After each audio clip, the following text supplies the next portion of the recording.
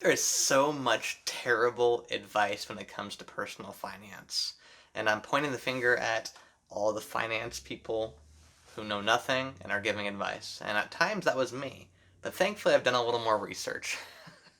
Here are 6 different pieces of financial advice that I encourage you never, ever, ever, ever take. But actually, instead of saying not taking, how about you just do your independent research before listening to anybody or anything? Because that's what's really important, the ability to think and make a decision for yourself. First one is credit cards are the devil. Well, just like a coin, credit cards have 3 different sides: heads, tails, and the side.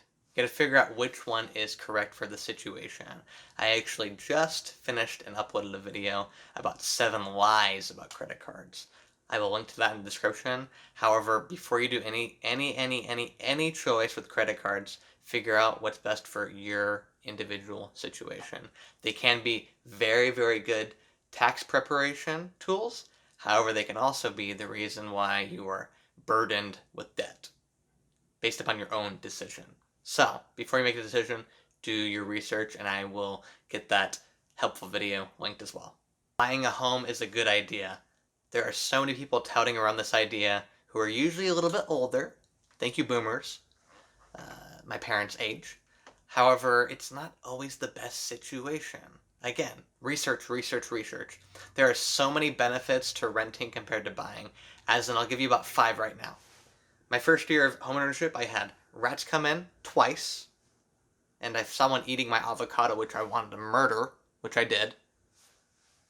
And home maintenance, the roof, the HVAC system, making sure it's maintained, the lawn, any plants, any shrubs, property taxes, mortgage insurance if you have that. The list goes on and on and on and on. So it's not always the best idea to do it. However, there are some benefits, the equity side. However, being very, very house rich can sometimes make you very, very cash poor. Which that means you have a home that's worth a lot of money on the market if you were to sell it, but you're not selling it. However, the payments are just burdening. So I'm not going for the equity principle. Although at times it works, it doesn't help all the time. So do research again. This one is so annoying, so frustrating. Budgeting every dollar takes too much time. Really? Well, I do it for my whole entire year in about 1 hour. And I do plan on doing a tutorial for that. It's in the works, so keep an eye out for that. But that's not an excuse. How many episodes of Netflix TV shows have you watched this week? I would imagine at least a few. At 40 minutes a pop, let's just say 3, that's 2 hours of your time you could have spent looking at your budget, getting your finances in order, getting serious about being an adult, as opposed to just hoping it works out with your fingers crossed and praying. I mean, fingers crossing and praying may be a good thing for some things.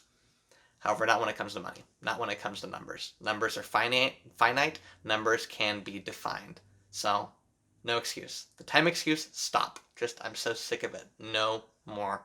Get serious about the things that are important, and finances are important. Using credit is for weak people. I've heard this from many people who tout the cash only principle, which may be a great thing if you have a bunch of cash sitting around or you have an income that can supply cash. However, if you're making by and sliding by, having a credit score is very useful. And even if you're not, so if you want to rent an apartment, almost always they are going to run your credit and run your score at least, or at least your history to see what's going on. If you are totally off the grid, off the bureaus of credit, the likelihood of you being able to rent that apartment go down drastically. Applying for a job, same thing. A lot of times they will run your credit to make sure you are a ethical and responsible individual. Now every case is different. It's not like they're going to not hire you because you've gone through financial difficulties or collections or bankruptcy. However, it's always good to have that credit score nice and high. And I just finished a video, plugging again, where I explain how by age 25 I was able to make it to the 800 Club, which is a great club to be a part of, and I hope to see you there. I will link to that video as well. Buying cheap clothing is a good alternative.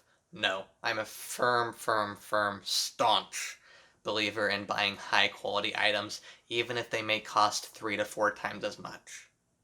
Not because I really care about the quality, which I kind of do. However, it's the lasting impact. It's the impact of, first off, sustainability when it comes to the earth.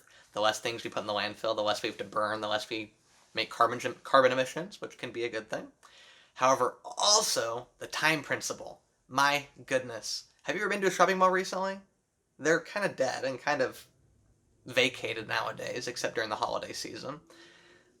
It's not fun, for me at least, to spend a bunch of time looking for something when I can buy something high quality and make it last for years, as opposed to something like an H&M shirt, for instance, that lasts 6 months and it costs $6. It's a good deal, right? I don't know. I'd rather spend $30 and make it last a few years. So, cheap clothing is not a good option. I've heard this so many times. Debt is the devil. Avoid it like the plague. Well, here's an example where debt has actually helped me.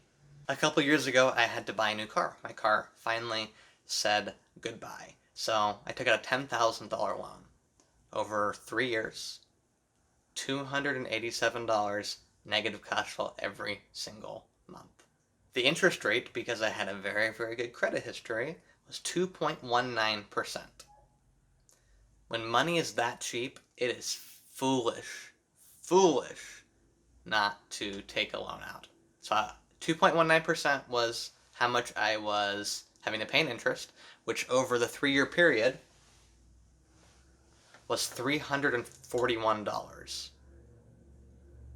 That is a little over $100 a year to not have to put the money up front. Also, I had the money sitting in a savings account at about 1.5%. 2.19 minus 1.5. Again, it's foolish not to borrow money when it's that cheap. But it's really funny now on my high yield savings account, I'm earning about 2% and paying 2.19% interest. So in reality, I'm really paying 0 interest, which is crazy to think about. Well, those are my 6 terrible financial advice tips for the day. Never take them, and if you do, make sure to do your own research and really make sure they're good for you. However, what else have you guys heard that is terrible financial advice? Comment below, make sure to like and subscribe to the channel, and I will see and talk to you guys prontissimo.